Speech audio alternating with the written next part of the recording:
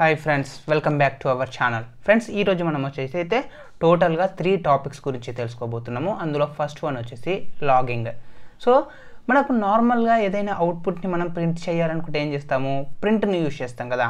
So ప్రింట్ని use చేసినప్పుడు మనకు ఎన్ని టైమ్స్ అయితే మనం ప్రింట్ స్టేట్మెంట్ని రాస్తామో అన్ని టైమ్స్ కూడా మనకు అవుట్పుట్ అనేది ప్రింట్ అవుతుంది. బట్ దానికి ఆల్టర్నేట్గా మనం ఈ లాగింగ్ని అయితే యూజ్ చేస్తాము. ఈ లాగింగ్ అనేది ఏంటి? It is a module in Python provides A flexible framework for tracking events, debugging and monitoring applications. Unlike print statements, logging supports different severity levels. So ప్రింట్ని యూజ్ చేసినప్పుడు ఏం చెప్పాను, ఫర్ ఎగ్జాంపుల్ మన అప్లికేషన్లో ఒక 5 టైమ్స్ ప్రింట్ని యూజ్ చేసాం అనుకోండి.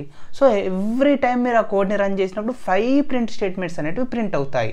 Okay, but ఇప్పుడు చూడండి, మనం రియల్ టైంలో చూసుకున్నట్టయితే ఒక ప్రాజెక్ట్ డెవలప్ చేస్తున్నాము. ఆ ప్రాజెక్ట్లో నాకు వచ్చేసి ఒక 10 to 15 ఫైల్స్ ఉన్నాయి. ఆ 10 to 15 ఫైల్స్లో నేను కోడ్ని డివైడ్ చేశాను. అండ్ దాంట్లో డేటాబేస్కి కనెక్ట్ అయ్యే లాగ్స్ ఉన్నాయి, లేదు అంటే పాస్వర్డ్ లేదా ఏపీఐ కీని చెక్ చేసే కొన్ని లాగ్స్ ఉన్నాయి, లేదు కొన్ని క్యాలిక్యులేషన్ చేస్తున్నాను, ఆ క్యాలిక్యులేషన్కి ఏ డేటా వచ్చింది, దాని రెస్పాన్స్ ఏమొచ్చింది, ఏదైనా ఎర్రర్ త్రో చేసిందా, ఇలా నేను అన్నింటికి లాగ్స్ రాసి పెట్టుకున్నాను. ప్రింట్ స్టేట్మెంట్స్ రాసి పెట్టుకున్నాను. సో నేను ఫంక్షన్ని అప్లికేషన్ ఎగ్జిక్యూట్ చేసినప్పుడు అలా అవన్నీ రన్ అవుతూ ఉంటాయి కదా బ్యాక్గ్రౌండ్లో. So in the development stage నేను అప్లికేషన్ని డెవలప్ చేసేటప్పుడు లేదా డెవలపర్ దగ్గర ఇవన్నీ పర్వాలేదు, ఎందుకంటే మేము ఎక్కడైనా ఎర్రర్ వస్తే ఈజీగా ఐడెంటిఫై చేయడానికి మాకు ఆ లాగ్స్ అన్నీ యూజ్ అవుతాయి. బట్ అదే సేమ్ లాగ్స్ని మీరు ప్రొడక్షన్కి డిప్లాయ్ చేశారనుకోండి. ఫర్ ఎగ్జాంపుల్, ఇప్పుడు మీ అప్లికేషన్ వచ్చేసి చాలా పెద్దది, ట్రాఫిక్ ఎక్కువగా ఉంటుంది. డైలీ ఒక 100K వస్తున్నాయి అనుకోండి. Okay, so daily 100K transactions వస్తున్నాయి. సో ఒక్క అప్లికేషన్లో మీరు ఒక 10 ప్రింట్ స్టేట్మెంట్స్ యాడ్ చేశారు. ఎంటైర్ అప్లికేషన్లో 10 ప్రింట్ స్టేట్మెంట్స్ అనుకోండి. సో 100K ట్రాన్సాక్షన్స్ వచ్చినప్పుడు దాంట్లో 10 టైమ్స్ ఈచ్ ట్రాన్సాక్షన్కి 10 టైమ్స్ ప్రింట్ స్టేట్మెంట్ ప్రింట్ అవుతుంది. So 100K into 10. Okay, so చాలా huge number of transactions logs అనేటివి జనరేట్ అవుతున్నాయి కదా. సో అన్ని ట్రాన్సాక్షన్స్లో ఏదైనా ఇంపార్టెంట్ది మిస్ అయ్యే ఛాన్స్ ఉంది. అండ్ ఇప్పుడు ప్రతి ఒక్కటి చూసుకున్నట్టయితే మోస్ట్ ఆఫ్ ద అప్లికేషన్స్ అన్నీ కూడా క్లౌడ్లో ఉన్నాయి. అండ్ క్లౌడ్లో ఏదైనా కూడా కాస్ట్ అనమాట. సో ఇప్పుడు అనవసరంగా వీటన్నింటిని ప్రింట్ చేస్తుంటే కూడా మనం దానికి కాస్ట్ పేయాల్సి వస్తుంది. అండ్ దాంతోపాటు ఇంపార్టెంట్వి ఏమైనా ఉంటే కూడా అవి మిస్ అయ్యే ఛాన్స్ ఉంది. లైక్ ఇప్పుడు నేను డేటాబేస్కి కనెక్ట్ అవుతున్నాను, డేటాబేస్ ఎర్రర్ త్రో చేసింది, డేటాబేస్కి కనెక్ట్ అవ్వట్లేదు, అది ఒక ఎర్రర్ త్రో చేసింది అనుకుందాం. సో నాకు ఒక 100K లాగ్స్ ఉన్నాయి. ఆ 100K లాగ్స్లో నేను దీన్ని ఐడెంటిఫై చేయడానికి కూడా నాకు కష్టం కదా. సో అలా అనమాట. దానికోసం మనం ఏం చేస్తామంటే ఈ లాగింగ్ని యూజ్ చేస్తాం. దీంట్లో మనకు డిఫరెంట్ టైప్స్ అనేటివి ఉంటాయి. మీరు సేమ్ లాగ్ని లోకల్లో యూజ్ చేసుకోవచ్చు లేదా ప్రొడక్షన్లో యూజ్ చేసుకోవచ్చు. జస్ట్ ఒక సెట్టింగ్ చేంజ్ చేస్తే సరిపోతుంది. అది ప్రింట్ అవ్వాలా ప్రింట్ అవ్వకూడదా అని మనం డిసైడ్ చేయొచ్చు అనమాట. నేను ఒక బేసిక్ ఎగ్జాంపుల్ ద్వారా చెప్తాను, అప్పుడు మీకు ఈజీగా అర్థమవుతుంది.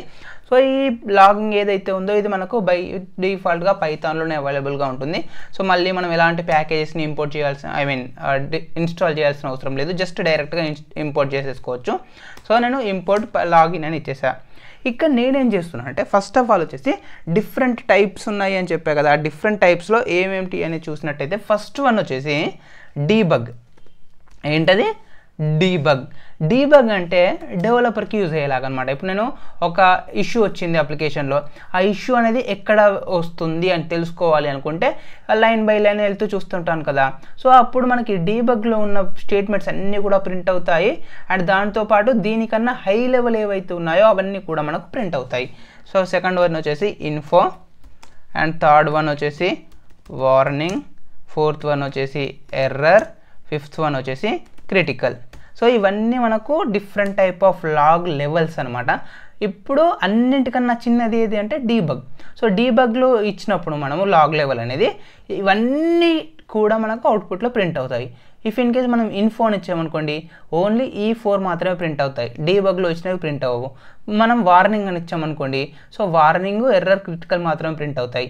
ఎర్రర్ అని ఇచ్చామనుకోండి, ఓన్లీ క్రిటికల్, ఎర్రర్ మాత్రమే ప్రింట్ అవుతాయి. క్రిటికల్ అని ఇచ్చామనుకోండి, ఓన్లీ క్రిటికలే ప్రింట్ అవుతాయి. So most of the time వచ్చేసి మనం ఎర్రర్ని యూజ్ చేస్తుంటాము. ఓకే. సో ఇప్పుడు నేను ఏం చేస్తున్నాను అంటే ఒక బేసిక్ ఎగ్జాంపుల్ రాసి మీకు అవుట్పుట్ని చూపిస్తాను. బట్ దానికన్నా ముందు నేను ఇప్పుడు దీనికి సంబంధించి ఒక లాగ్ లెవెల్ని సెట్ చేయాలని చెప్పాను కదా. సో దానికోసం మనం ఏం చేస్తామంటే లాగింగ్ డాట్ బేసిక్ కాన్ఫిగ్ అని ఉంటుంది. సో బేసిక్ కాన్ఫిగ్ దీంట్లో level equals to logging dot debug అని ఇస్తున్నాను ఫస్ట్. సో డీబగ్ అంటే ఏంటని చెప్పాను, డీబగ్ ఇచ్చినప్పుడు ఇది అన్నిటికంటే తక్కువ లీస్ట్ ప్రిఫరెన్స్ అనమాట. సో లీస్ట్ ప్రిఫరెన్స్ ఉన్నాయి కాబట్టి దీనికంటే హై ప్రిఫరెన్స్ ఉన్నవి అన్నిటిని కూడా ప్రింట్ చేస్తుంది. నీకు లో లెవెల్లో ఉన్న ప్రిఫరెన్స్ కూడా కావాలి అనుకుంటున్నావు, అలాంటప్పుడు ఇవన్నీ కూడా వస్తాయి. లేదు నాకు ఓన్లీ హై ప్రిఫరెన్సే కావాలనుకున్నావు అనుకోండి, అప్పుడు ఈ లో అన్నీ రావు, అలా అనమాట. సో డీబగ్ అని ఇచ్చేసా, ఫస్ట్ టైం డీబగ్ ఇచ్చేసా. ఇప్పుడు నేను ఏం చేస్తున్నాను, సింపుల్గా ఒక 2 నెంబర్స్ని తీసుకుని ఆ 2 నెంబర్స్ని డివైడ్ చేయాలనుకుంటున్నాను. ఒక ఫంక్షన్ క్రియేట్ చేసేసి ఆ ఫంక్షన్ యొక్క నేమ్ డివైడ్ నెంబర్స్ అని ఇచ్చేస్తున్నాను. అండ్ ఈ ఫంక్షన్ వచ్చేసి నాకు 2 పారామీటర్స్ని యాక్సెప్ట్ చేస్తుంది, ఏ అండ్ బి అనేసి. సో ఏ అండ్ బి అనే వాల్యూస్ని ఇచ్చేసా. నెక్స్ట్ ఏంటి, ఇప్పుడు ఈ వాల్యూస్ని నేను డివైడ్ చేయాలి కదా. సో ఇక్కడ నేనేం రాసుకుంటున్నాను అంటే ఇంకొక కండిషన్ రాసుకుంటాను, ఐ మీన్ లాగింగ్ స్టేట్మెంట్ని రాసుకుంటున్నాను. లాగింగ్ డాట్ డీబగ్ అని ఇస్తున్నాను, డీబగ్. సో మనం బేసిక్గా కాన్ఫిగ్ వచ్చేసి డీబగ్ పెట్టేసా కదా, ఇక్కడ నేను డీబగ్ అని ఇస్తున్నాను. డీబగ్లో అంటే నాకు డెవలపర్ దగ్గర రన్ చేసినప్పుడు నాకు ఏంటంటే ఈ అవుట్పుట్ కూడా ప్రింట్ అవ్వాలి. అదేంటంటే రిసీవ్డ్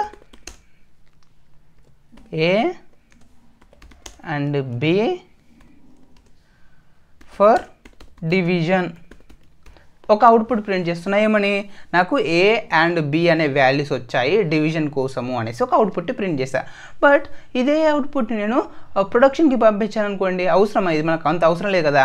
ఏ వాల్యూ ఏంటి, బి ఏ వాల్యూ ఏంటి అనేది మనకు అవసరం లేదు. యాక్చువల్గా ఏది వస్తే మనం దానిపైన ట్రాన్సాక్షన్ టాస్క్ని అప్లై చేసేసి అవుట్పుట్ని ప్రింట్ చేయాలి. ఏలో 10 వచ్చిందా, బీలో 20 వచ్చిందా నాకు అవసరం లేదు కదా. సో అలాంటి సిచ్యువేషన్స్లో మనం ఇవన్నీ ప్రొడక్షన్లో ప్రింట్ చేయమన్నమాట. సో ఫస్ట్ అయితే ఇప్పుడు నేను డీబగ్ని రాసేసా కదా. ఇప్పుడు మనకు 2 నెంబర్స్ తీసుకుంటున్నాం. సో 2 నెంబర్ తీసుకున్నప్పుడు సెకండ్ నెంబర్లో 0 అని వస్తే కనుక ఎర్రర్తో వచ్చేసి ఛాన్స్ ఉంది కదా, అందుకే నేను ట్రై బ్లాక్లో యాడ్ చేస్తున్నాను. సో ట్రై బ్లాక్లో వచ్చేసి result is equals to a divided by b అని ఇచ్చేసా. సో మనం చేయాల్సింది అదే కదా, ఏ డివైడెడ్ బి అని ఇచ్చేసాను. ఇక్కడ లాగింగ్ డాట్ ఇన్ఫో అని ఇచ్చేస్తున్నాను. ఇన్ఫో సింపుల్గా అవుట్పుట్ని ప్రింట్ చేస్తున్నాను. ఇక్కడ రిజల్ట్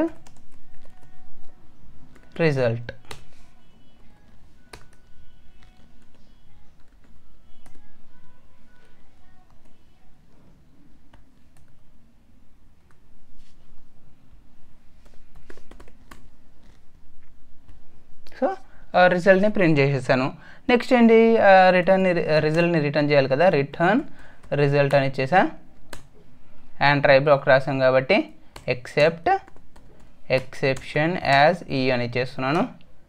ఇక్కడ నేనేం యూజ్ చేస్తున్నాను అంటే లాగింగ్ డాట్ ఎర్రర్ అని యూజ్ చేస్తున్నాను. ఎందుకంటే ఇక్కడ చూడండి, మనకు ఏదైనా ఒక టాస్క్ని పర్ఫామ్ చేసినప్పుడు అందులో ఏదైనా ఇష్యూ వస్తే మనకు ఈ ఎక్సెప్షన్ అనేది రైజ్ అవుతుంది కదా. ఈ ఎక్సెప్షన్స్ అనేటివి ఇంపార్టెంట్ మనకు. ఎందుకు అని చూసినట్టయితే ఏదో ఇష్యూ వల్ల మన ప్రోగ్రామ్ యొక్క ఎగ్జిక్యూషన్ అనేది ఫెయిల్ అవుతుంది, మన టాస్క్ అనేది ప్రాపర్గా జరగకుండా ఫెయిల్ అవుతుంది. సో ఈ ఫెయిల్ అయింది నాకు ఇంపార్టెంట్ అనమాట. ఇప్పుడు ఏ వాల్యూ వచ్చింది, ఆ వాల్యూ యొక్క రిజల్ట్ ఏంటి, వీటికన్నా ఏదైనా టాస్క్ ఫెయిల్ అయినప్పుడు ఆ టాస్క్ నాకు ఇంపార్టెంట్, అది నాకు తెలియాలి అనుకుంటున్నా. అలాంటప్పుడు మనం ఈ విధంగా ఎర్రర్ని యూజ్ చేసుకుందాం. సో ఎర్రర్ని యూజ్ చేసుకొని ఇక్కడ నేను ఏమిస్తున్నాను అంటే ఇట్ ఈజ్ ఫెయిలింగ్ అని ఇచ్చేస్తున్నాను. డ్యూ టు అని ఇక్కడ ఆ ఈని ప్రింట్ చేసేస్తున్నాను, ఎర్రర్ని ప్రింట్ చేస్తున్నాను సింపుల్గా. ఇక్కడ మనకు వచ్చేసి ఎక్సెప్ట్ ఎక్సెప్షన్ యాజ్ ఈ అని ఇచ్చేసాం కదా. సో ఈ ఈని ఇక్కడ ప్రింట్ చేస్తున్నా. So it is failing due to అని చెప్పేసి ఎర్రర్ మిస్టేక్ అనేది చూపిస్తుంది అనమాట మనకు. అండ్ ఫెయిల్ అయినప్పుడు ఏం రావాలి వాల్యూ, అది ఇక్కడ పాస్ చేస్తున్నా, return none. Sorry spelling mistake. Okay, return none అని ఇచ్చేసా. ఇప్పుడు మనం ఒకసారి ఈ ఫంక్షన్ని కాల్ చేసి చూద్దాం ఏమైనా అవుట్పుట్ ప్రింట్ అవుతుంది అనేది. డివైడ్ నెంబర్స్ ఆఫ్ 10, 20 అని ఇచ్చేసా. అండ్ అవుట్పుట్ మనకు రెస్పాన్స్లోకి వచ్చేస్తుంది. అండ్ ప్రింట్ ఆఫ్ రెస్పాన్స్ని నేను ప్రింట్ చేసేస్తున్నాను ఇక్కడ. Run python and terminal, invalid syntax.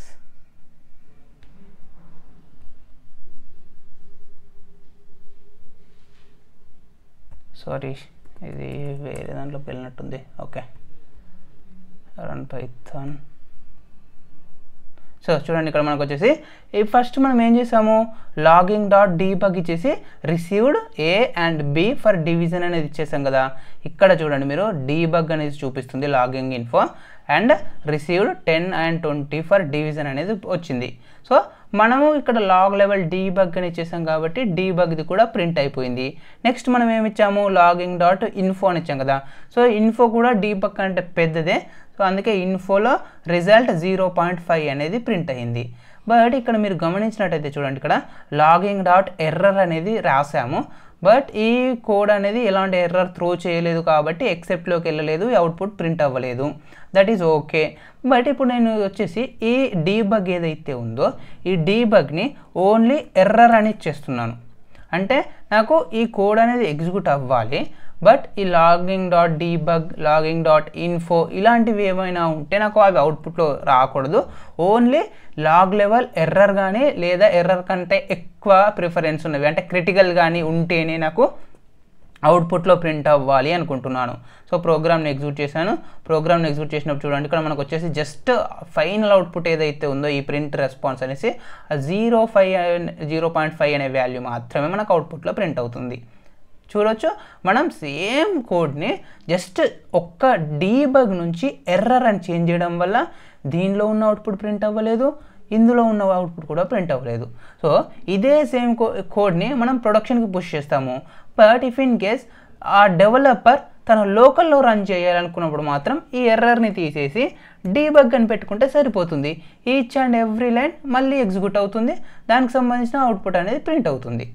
So ఇలాంటప్పుడు మనకి ఏంటంటే యూజర్కి ఏదైనా ఇష్యూ జరిగినప్పుడు ఆ ఇష్యూ అనేది ఎక్కడ జరుగుతుంది, లేదా ఆ ఫంక్షన్కి ఏ వాల్యూస్ వస్తున్నాయి, దాని అవుట్పుట్ ఏమొస్తుంది, ఇలాంటివన్నీ కూడా లాగ్స్లో ఈజీగా తెలుస్తాయి అనమాట డెవలపర్కి. బట్ ప్రొడక్షన్కి పుష్ చేసేటప్పుడు మాత్రం ఎర్రర్ అని పుష్ చేస్తామని చెప్పా కదా. ఫర్ ఎగ్జాంపుల్ ఇప్పుడు డీబగ్ అనే ఉండేది ఒకసారి. సో డీబగే పెట్టేశాను, అండ్ ఇక్కడ వాల్యూస్ 10, 20 కాకుండా 10, 0 అని ఇచ్చేస్తున్నాను. సో 10/0 అంటే మనకు ఎర్రర్ రావాలి కదా. సో ప్రోగ్రామ్ని ఎగ్జిక్యూట్ చేసేసాను. సో ప్రోగ్రామ్ని ఎగ్జిక్యూట్ చేసినప్పుడు చూడండి మనకి ఏమొచ్చింది, ఇక్కడ డీబగ్ అని రాసాం కదా. సో డీబగ్ రాసినాము, రిసీవ్డ్ 10 and 0 ఫర్ డివిజన్ అని వచ్చేసింది. అండ్ ఇక్కడ ఎగ్జిక్యూషన్ చేసాము A/B అనేసి. సో A/B అని ఇచ్చేసినప్పుడు ఎగ్జిక్యూషన్ ఫెయిల్ అయిపోయింది, ఎర్రర్ త్రో చేసింది కాబట్టి. తర్వాత ఎక్సెప్షన్లోకి వచ్చేసి లాగింగ్ డాట్ ఎర్రర్లో it is failing due to అని ఉంది కదా, it is failing due to division/0 అనేసి మనకు ఎర్రర్ త్రో చేయడం జరిగింది. ఇప్పుడు చూడండి, మనకు ఎర్రర్ వచ్చినప్పుడు కూడా డీబగ్ వాల్యూస్ ఏమొచ్చాయి అంటే ఏలోకి వాల్యూ ఏమొచ్చింది, బీలోకి వాల్యూ ఏమొచ్చింది అని ప్రింట్ అయ్యి దాని తర్వాత అది ఎందుకు ఫెయిల్ అయింది అనేది రీజన్ చూపిస్తుంది. సో డీబగ్లో పెట్టాం కాబట్టి. ఇఫ్ ఇన్ కేస్ నేను ఇదే ఎర్రర్ అని పెట్టాను అనుకోండి, మనకు అది ఫెయిల్ అయితేనే అవుట్పుట్లో ప్రింట్ అవుతుంది అనమాట. సో ఇక్కడ చూసుకోవచ్చు మీరు, it is failing to division/0 అనేసి ప్రింట్ అయిపోయింది. But received 10 and 0 for division ఆ అవుట్పుట్ అనేది ప్రింట్ అవ్వలేదు.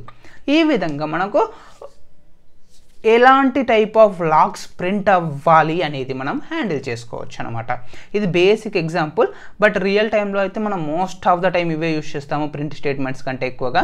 సో డ్యూ టు దిస్ సింపుల్గా చేంజ్ చేసే స్పెషాలిటీ వల్ల మనకు కావాలి అనుకుంటే మీరు ఇన్ఫో పెట్టుకోండి, వార్నింగ్ పెట్టుకోండి, క్రిటికల్ పెట్టేసుకోండి. సో దాని ప్రకారం మాత్రమే లాగ్స్ అనేవి ప్రింట్ అవుతాయి. బట్ లోకల్లో అన్ని లాగ్స్ ప్రింట్ అవుతాయి. మీరు ఇక్కడ కూడా చూసుకోవచ్చు. ఇంకా నేను ఇంకొకటి యాడ్ చేస్తున్నాను ఇక్కడ, సేమ్ ఇదే Ctrl+C Ctrl+V. ఇక్కడ నేను ఏమి ఇస్తానంటే ఎగ్జిక్యూషన్ కంప్లీటెడ్ అని ఇస్తున్నాను. సో నేను ప్రోగ్రామ్ని ఎగ్జిక్యూట్ చేసినా కూడా మనకి ఇక్కడ ఎర్రర్ ఏమి ఇచ్చాము, బేసిక్ కాన్ఫిగ్ ఏమి ఇచ్చాము, ఎర్రర్ అని ఇచ్చాం కదా. సో ఇక్కడ ఇది ప్రింట్ అవ్వలేదు చూడండి. బట్ ఇప్పుడు ఎర్రర్ అని కాకుండా నేను డీబగ్ అని ఇస్తున్నాను అనుకోండి, ఇప్పుడు చూడండి మాకు వచ్చేసి received 10, 0 failing due to division by error and execution completed అని కూడా అవుట్పుట్లో ప్రింట్ అయిపోయింది. ఈ విధంగా మనకు సింపుల్గా హ్యాండిల్ చేసుకోవచ్చు అనమాట. ఏ టైప్ ఆఫ్ ఎర్రర్స్ అనేటివి, ఏ టైప్ ఆఫ్ లాగ్స్ అనేటివి మీకు డిస్ప్లే అవ్వాలి అనేసి. ఓకే, సో దీనికి సంబంధించిన ఇన్ఫర్మేషన్ అనేది మన వెబ్సైట్లో ఉంది, ఇక్కడ నుంచి మీరు చూసుకోవచ్చు. అండ్ మీకు కావాలి అనుకుంటే ఇక్కడ కొన్ని ఎక్స్ట్రా ఎగ్జాంపుల్స్ కూడా ఇచ్చాను డిఫరెంట్ టైప్లో. ఒకసారి మీరు వీటిని కూడా ట్రై చేసి చూడండి. నెక్స్ట్ వన్ వచ్చేసి ఏంటంటే యూనిట్ టెస్టింగ్ గురించి నెక్స్ట్ టాపిక్. సో మనం ఇప్పుడు కోడ్ని రాసాం కదా, ఆ కోడ్ అనేది ప్రాపర్గా వర్క్ అవుతుందా లేదా అని డెవలపర్ సైడ్ నుంచి టెస్ట్ చేసుకోవాలనుకుంటే మనం కొన్ని టెస్ట్ కేసెస్ని రాసుకోవచ్చు అనమాట. ఇది ఎందుకు యూజ్ అవుతుంది? Allows you to test individual units of code. So ఒక స్పెసిఫిక్ ఫంక్షన్ లేదా ఒక స్పెసిఫిక్ మెథడ్ వర్క్ అవుతుందా లేదా ప్రాపర్గా అని మనం టెస్ట్ చేయాలనుకుంటే దానికోసం యూనిట్ టెస్ట్ కేసెస్ని రాసుకోవచ్చు. ఇది సింపుల్గా ఏం చేస్తుందంటే యూజింగ్ అసెషన్స్ టు వెరిఫై అవుట్పుట్. అంటే ఫర్ ఎగ్జాంపుల్ ఇప్పుడు నేను ఇదే తీసుకున్నాను అనుకోండి, ఇక్కడ నేను ఏం చేస్తున్నాను, a/b అని ఇచ్చేస్తున్నాను. సో 1/2 అని ఇచ్చినప్పుడు నాకు వాల్యూ ఏం రావాలి, 10/20 ఇచ్చినప్పుడు వాల్యూ ఏం రావాలి. లేదు అడిషన్ చేస్తున్నాను a+b, సో 2+3 ఇస్తే నాకు 5 రావాలి, 10+20 ఇస్తే నాకు 30 అనేది రావాలి, -10 -20 ఇస్తే అవుట్పుట్ ఏం రావాలి. అలా సింపుల్గా ఒక అవుట్పుట్ ఈ ఫంక్షన్ ఎగ్జిక్యూట్ చేసేటప్పుడు నాకు ఈ అవుట్పుట్ రావాలి అనేది మనం ఇస్తాము. ఆ అవుట్పుటే వస్తే మనకు టెస్ట్ కేస్ అనేది పాస్ అవుతుంది, లేకపోతే ఆ టెస్ట్ కేస్ అనేది ఫెయిల్ అవుతుంది అనమాట. ఇప్పుడు అది ఒకసారి రాసి చూద్దాము ఎలా వర్క్ అవుతుంది ఏంటి అనేది. దీనికోసం మనం ఏం చేస్తున్నాం అంటే 2 డిఫరెంట్ వేస్ని చూపిస్తాను. ఫస్ట్ వన్ వచ్చేసి యూనిట్ టెస్ట్. ఈ యూనిట్ టెస్ట్ ఏంటి అంటే మనకు బై డిఫాల్ట్గా పైథాన్లోనే అవైలబుల్గా ఉంటుంది. సో ఇలాంటి ప్యాకేజెస్ని ఎక్స్టర్నల్గా నుంచి ఇన్స్టాల్ చేసుకోవాల్సిన అవసరం లేదు. సో ఇక నేను డైరెక్ట్గా దాన్ని ఇంపోర్ట్ చేసేసుకుంటున్నాను. Import unit test. సేమ్ ఒక ఫంక్షన్ని క్రియేట్ చేస్తున్నాను, యాడ్ అనేసి ఇంతకుముందు చెప్పినట్టే a,b అని తీసుకుందాం. నేను ఏం చేస్తున్నా అంటే సింపుల్గా రిటర్న్ a+b అని ఇచ్చేస్తున్నా. నెక్స్ట్ ఇప్పుడు దీనికి నేను టెస్ట్ కేసెస్ రాయాలి అనుకుంటున్నాను. సో యూనిట్ టెస్ట్ని యూజ్ చేసినప్పుడు మనం ఏం చేస్తామంటే ఒక క్లాస్ని క్రియేట్ చేసి ఆ క్లాస్కి ఒక నేమ్ ఇస్తున్నాను, సింపుల్గా టెస్ట్ మ్యాథ్ అనేసి. లేదు టెస్ట్ అడిషన్ గురించి మనం తీసుకుంటున్నాం కాబట్టి టెస్ట్ యాడ్ అనేసి ఇచ్చేసా. దీంట్లో మనం ఇది ఒక టెస్ట్ కేస్ కాబట్టి unit test dot test case అని ఇచ్చేస్తాం అనమాట. Test case. సో ఈ టెస్ట్ కేస్ అనే క్లాస్ నుంచి మనం అన్ని ప్యాకేజ్ కావచ్చు, మెథడ్స్ని కావచ్చు, మనం ఈ టెస్ట్ యాడ్లోకి ఇంప్లిమెంట్ చేసుకుంటున్నాం. ఇన్హెరిటెన్స్ కాన్సెప్ట్ ఉంటుంది. సో ఇన్హెరిటెన్స్ కాన్సెప్ట్లో మీరు దీని గురించి ఎక్కువగా తెలుసుకుంటారు, అది మనం అప్కమింగ్ క్లాసెస్లో తెలుసుకుందాం. మరి ఇక్కడ నేనేం చేస్తున్నాను, ఒక ఫంక్షన్ని క్రియేట్ చేస్తున్నాను. చూడండి మనకు వచ్చేసి ఇప్పుడు యాడ్ అనే ఒక ఫంక్షన్ ఉంది కదా. సో ఈ యాడ్ అనే ఫంక్షన్ ఏంటి, మనకు ఫంక్షన్ని క్రియేట్ చేశాక ఆ ఫంక్షన్ని కాల్ చేస్తేనే మనం ఆ ఫంక్షన్ యొక్క ఎగ్జిక్యూషన్ అనేది స్టార్ట్ అవుతుంది కదా. బట్ ఈ టెస్ట్ కేసెస్ ఏవైతే ఉన్నాయో, ఇప్పుడు నాకు 100 టెస్ట్ కేసెస్ ఉన్నాయి. 100 టెస్ట్ కేసెస్ నేను 100 టైమ్స్ కాల్ చేయలేను కదా. So test case 1, test case 2, test case 3, test case 4, test case 100 అని కాల్ చేసే బదులు వీళ్ళు ఏం చేశారంటే, మీరు టెస్ట్ కేస్ని కనుక క్రియేట్ చేస్తున్నట్టయితే ఆ టెస్ట్ కేస్ ఫంక్షన్ నేమ్ వచ్చేసి టెస్ట్ అని పెట్టండి. స్టార్టింగ్ టెస్ట్ అని ఇలా పెడితే అదొక టెస్ట్ కేస్ లాగా కన్సిడర్ చేసి ఆ టెస్ట్ కేస్ అన్నిటిని పైథాన్ ఎగ్జిక్యూట్ చేసేస్తుంది అనమాట. సో టెస్ట్ యాడ్ ఆఫ్, ఇక్కడ నేనేమి ఇస్తున్నాను అంటే సెల్ఫ్ అని ఇచ్చేస్తున్నాను. ఇక్కడ సెల్ఫ్ డాట్ అసర్ట్ యూస్ చేసేది ఏంటి, మనకి ఇక్కడ చూడండి మనకు మల్టిపుల్ ఆప్షన్స్ ఉన్నాయి. దీంట్లో add cleanup, add clean class cleanup, almost equal, count equal, dict equal, assert equal, false, greater than ఇన్ను, ఈ ఇన్స్టెన్సెస్ చాలా ఉన్నాయి ఆప్షన్స్. బట్ నేను ఒక 1 or 2 చెప్పేసి క్లోజ్ చేస్తాను అంతే, ఎక్కువగా ఫోకస్ చేయండి దీని మీద. సో అసెట్ ఈక్వల్ ఉంది కదా, ఈ అసెట్ ఈక్వల్ని యూజ్ చేస్తున్నాను. అసెట్ ఈక్వల్ ఆఫ్ ఈ మెథడ్ ఏం చేస్తుందంటే 2 పారామీటర్స్ని యాక్సెప్ట్ చేస్తుంది. ఫస్ట్ పారామీటర్ వచ్చేసి మీరు ఏ ఫంక్షన్ అయితే టెస్ట్ చేయాలనుకుంటున్నారో ఆ ఫంక్షన్ యొక్క నేమ్. మన ఫంక్షన్ ఏంటి, యాడ్ కదా, యాడ్ అని ఇచ్చేసా.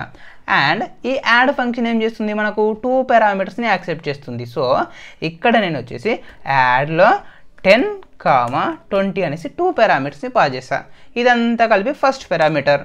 సెకండ్ పారామీటర్ ఏంటి, సెకండ్ పారామీటర్ వచ్చేసి ఈ ఫంక్షన్ అనేది ఎగ్జిక్యూట్ అయినప్పుడు ఈ పారామీటర్స్తో మీరు ఎలాంటి టైప్ ఆఫ్ అవుట్పుట్ని ఎక్స్పెక్ట్ చేస్తున్నారు. 10 + 20 అంటే నేను 30 అనే అవుట్పుట్ని ఎక్స్పెక్ట్ చేస్తున్నాను. సో 30 అని ఇవ్వడం జరిగింది. Next Ctrl+C Ctrl+V test add negative scenario అనుకుందాం. సో నెగటివ్ సినారియో ఇచ్చేసాను. ఇక్కడ నేను ఏం చేస్తున్నాను అంటే -10 -20 అని ఇచ్చేసాను. సో -10 -20 అంటే మనకి ఏం రావాలి అవుట్పుట్లో -30 అనేది రావాలి. ఇఫ్ ఇన్ కేస్ ఒక వాల్యూ ప్లస్ ఒక వాల్యూ మైనస్ ఉందనుకోండి, అలా ఏమవుతుంది?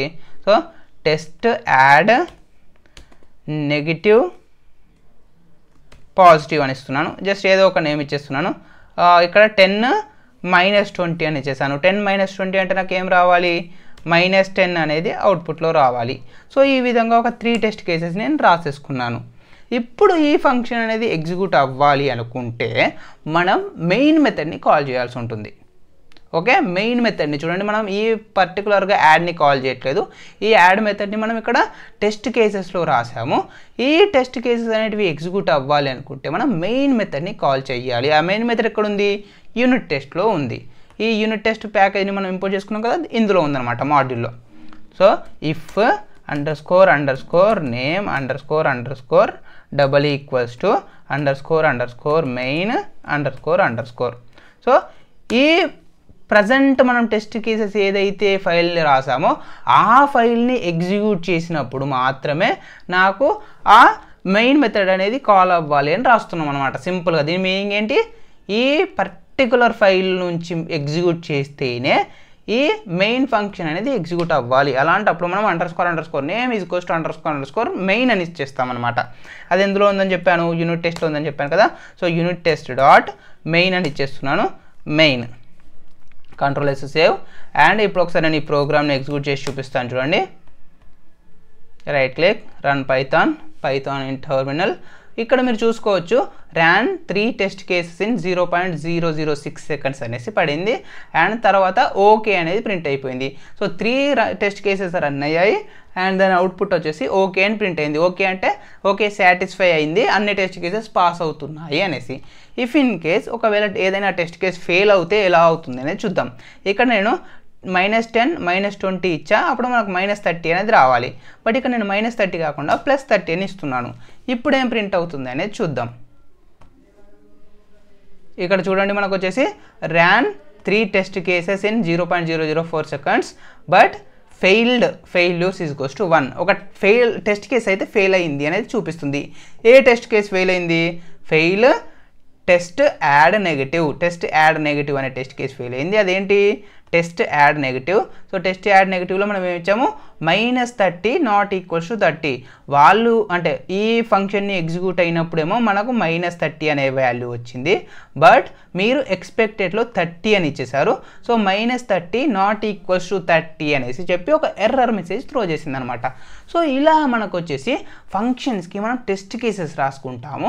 ఆ టెస్ట్ కేసెస్ అనేటివి ఏదైనా ఫెయిల్ అవుతే మనకు అప్పుడు క్లియర్గా తెలిసిపోతుంది. ఓకే, నేను వేరే ఎక్కడో చేంజ్ చేస్తే ఆ చేంజ్ వల్ల ఈ ఫంక్షన్కి ఇష్యూ వస్తుంది, ఇక్కడ టెస్ట్ కేసెస్ ఫెయిల్ అవుతున్నాయి అనేది మనం తెలుసుకోవచ్చు అనమాట.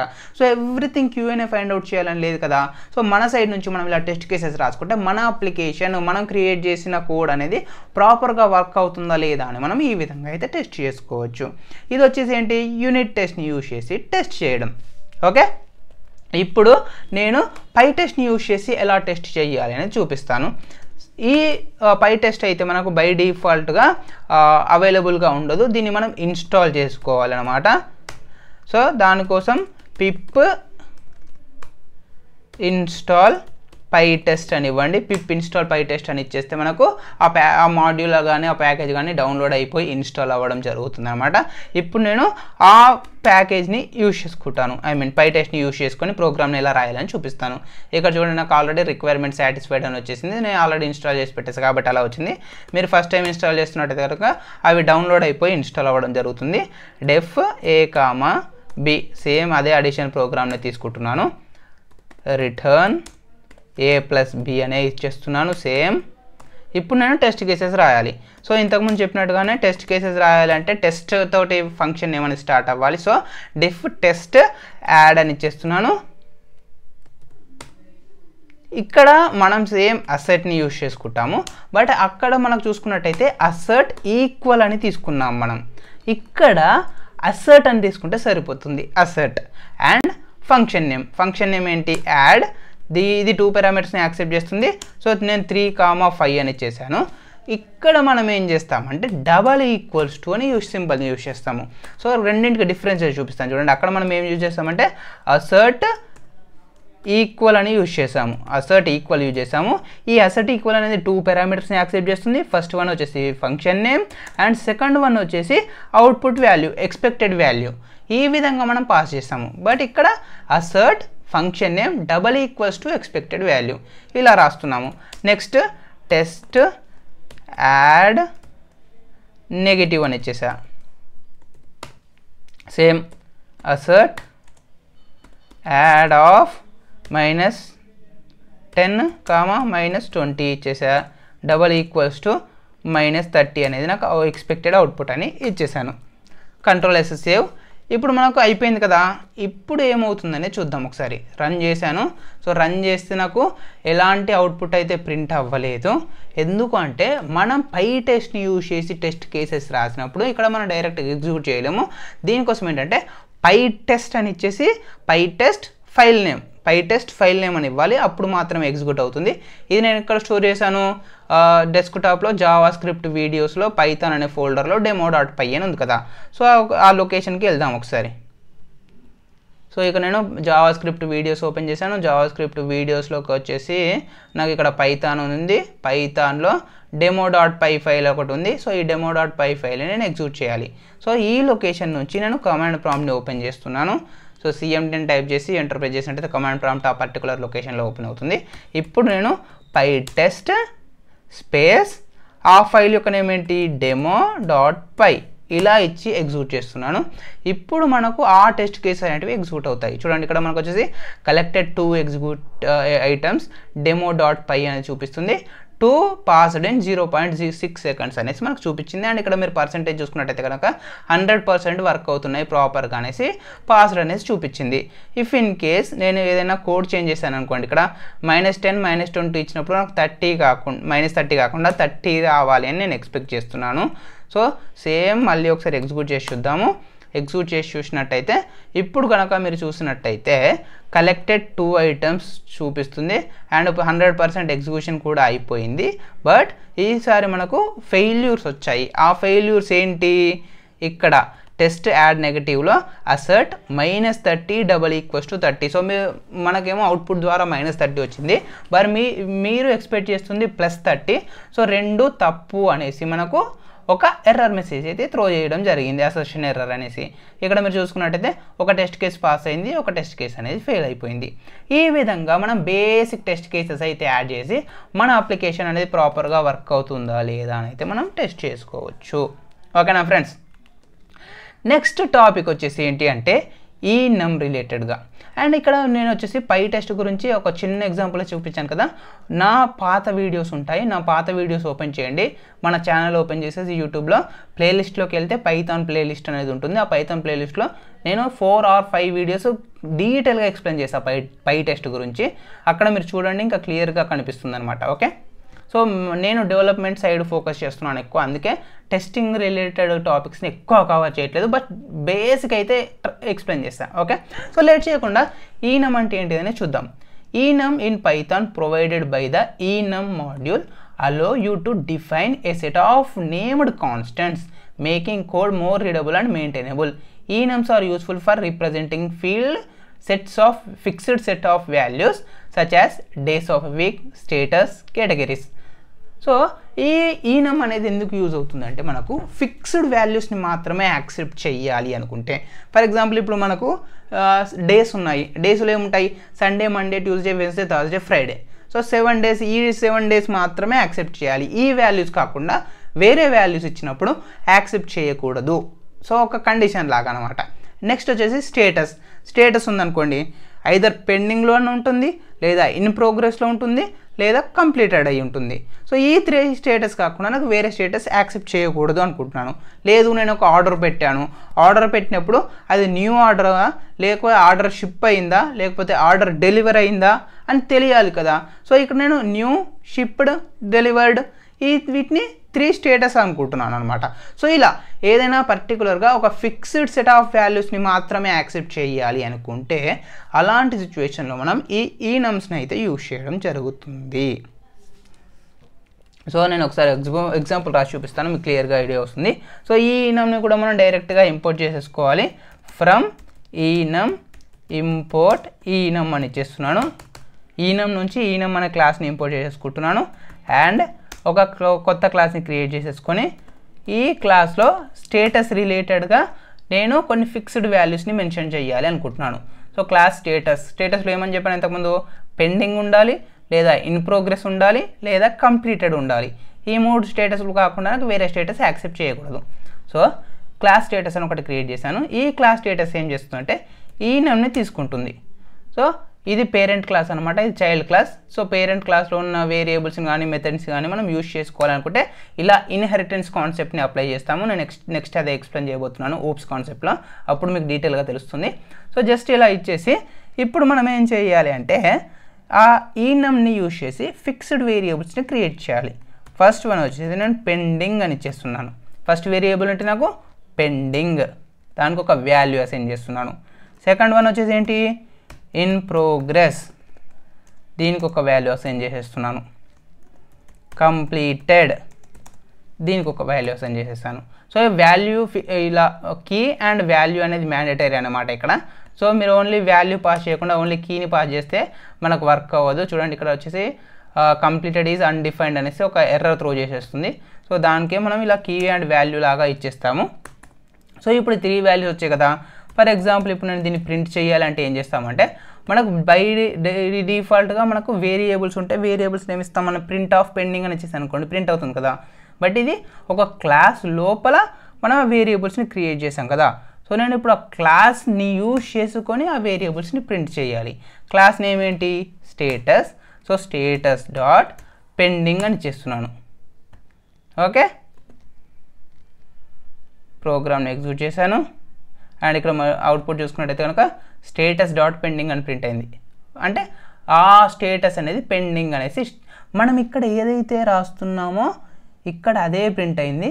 బట్ కన్ఫ్యూజ్ కాకండి, ఇది స్ట్రింగ్ కాదు, ఎందుకంటే మనం డబల్ కోట్స్లో ఇవ్వాలి. ఫర్ ఎగ్జాంపుల్ ఇప్పుడు నేను ఇలా డబల్ కోట్స్లో ఇచ్చాను అనుకోండి, అది స్ట్రింగ్, సేమ్ అదే అవుట్పుట్ మనకు మళ్ళీ ప్రింట్ అవుతుంది ఇక్కడ కూడా, status dot pending, status dot pending. But రెండు డిఫరెన్స్ అనమాట, రెండు అయితే సేమ్ కాదు. మీకు కావాలనుకుంటే టైప్ని కూడా మీరు అప్లై చేసుకోవచ్చు. సో టైప్ ఇస్తున్నాను అండ్ ప్రోగ్రామ్ని ఎగ్జిక్యూట్ చేసేస్తున్నాను. ఇక్కడ మీరు చూసుకోవచ్చు enum స్టేటస్ అని ప్రింట్ అయింది. క్లాస్ నేమ్ ఏదైతే ఉందో క్లాస్ నేమ్ ప్రింట్ అయింది. అండ్ ఇది enum టైప్ కాబట్టి enum అనేది ప్రింట్ అయిపోయింది. అండ్ నెక్స్ట్ వన్ వచ్చేసి ఒకవేళ దీని యొక్క నేమ్ మాత్రమే కావాలి, లేదు ఓన్లీ వాల్యూ మాత్రమే కావాలి అనుకుంటే మనం దానికోసం వచ్చేసి ప్రింట్ ఆఫ్ క్లాస్ నేమ్, అది వచ్చేసి status.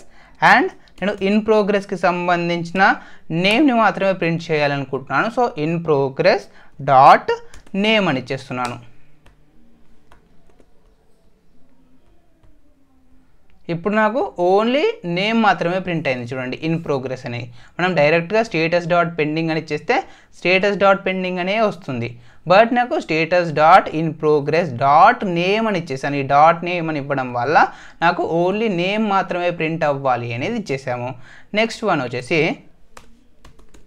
Print of status dot completed dot value అని ఇస్తున్నాము. ఈ వాల్యూ ఇచ్చినప్పుడు మనకు ఓన్లీ ఆ పర్టికులర్ వేరియబుల్కి సంబంధించిన వాల్యూ ప్రింట్ అవుతుంది.